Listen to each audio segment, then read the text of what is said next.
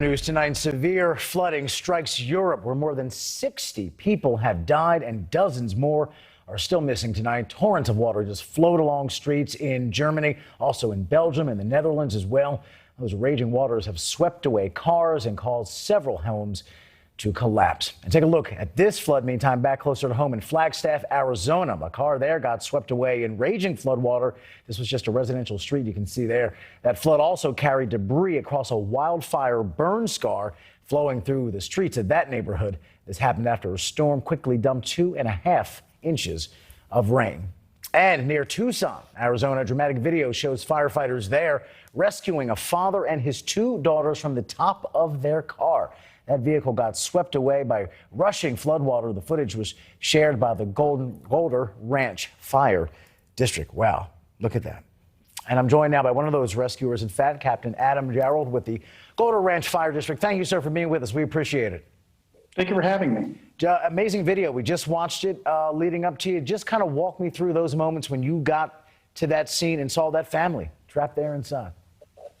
Yeah, so we got the call just before 10 a.m. local time from the father who was actually driving that vehicle that they had been swept downstream about 25 yards from the road that they're crossing that wash in. Our first firefighters got on scene, confirmed that. We set up some throw bag rescuers in case they did fall off the vehicle, so we could try to rescue them that way.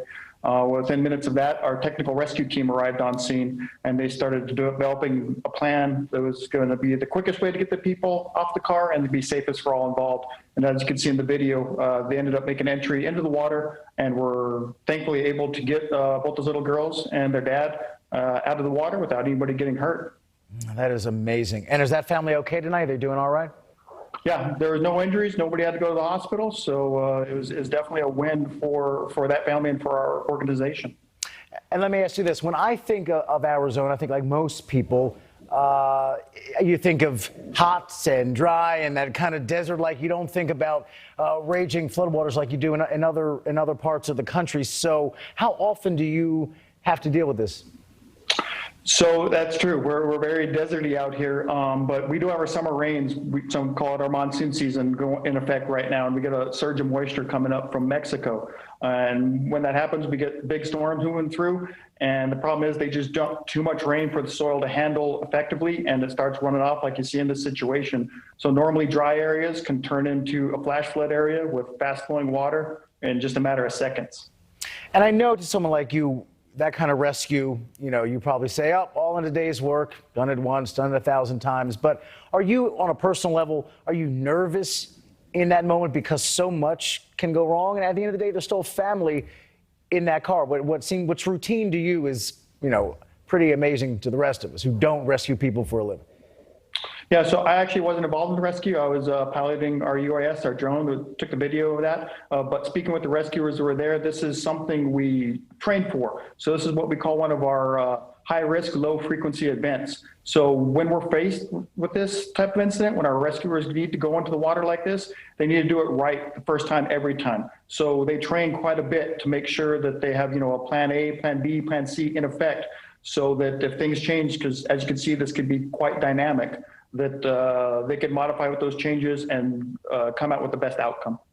And again, while I have that video up, for the guys who are there at the scene, what is, from a perspective that we can't obviously get on camera looking overhead there, what is the most important thing going on amongst the rescue team right there to make this rescue a success?